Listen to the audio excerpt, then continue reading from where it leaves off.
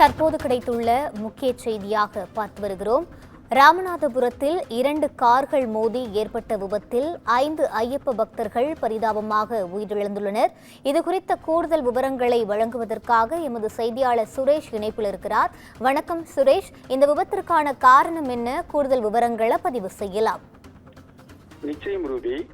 ஆந்திர மாநிலத்தைச் சேர்ந்த காரில் சுமார் 5 ஐயப்பன் பக்தர்கள் ராமேஸ்வரம் நோக்கி சென்று கொண்டிருந்த நிலையில் ராமநாதபுரம் மாவட்டம் கீழக்கரை மதுரை விலக்கு அருகே ஐயப்பன் பக்தர்கள் கார் சென்று கொண்டிருந்த பொழுது பின்னால் அதிவேகமாக கீழக்கரை நகர்மன்ற தலைவர் ஷகானா சபிதாவின் கியா கார்வெல் என்ற கார் சொகுசு காரின் மூலம் ஐயப்பன் பக்தர்கள் கார் மோதியதில் அந்த கார் நிலைகுலைந்ததோடு எதிரே இருந்த மின் கம்பத்தில் மோதி அப்பளம் போல் நொறுங்கியது.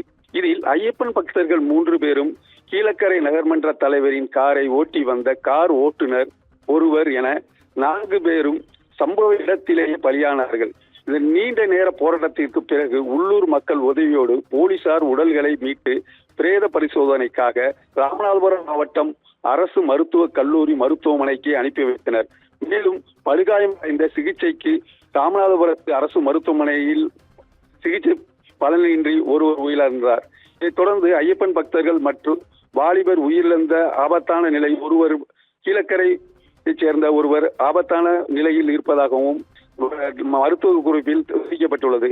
இந்த நிலையில் கீழக்கரை மற்றும் அதன் சுற்றுவட்டார பகுதியில் இரவு நேரங்களில் கும்பலாக வாலிபர்கள் அதிவேகமாக வாகனங்களை ஓட்டி அச்சுறுத்தும் விதமாக நடந்து கொள்வதும் தொடர்ந்து குற்றச்சாட்டு இருந்து வருகிறது. இந்த நிலையில் தற்போது 4 பேர் பலியான இருக்கும் சம்பவத்தில் இதில் மேலும் ஒருவர் பலியானதை தொடர்ந்து 5 பேர் இந்த சம்பவ இடத்திலேயும் ஒருவர் ஆஸ்பத்திரியில் பலியானது இப்பகுதியில் மிகவும் கவலைக்கும் சம்பவமாக கருதப்படுகிறது.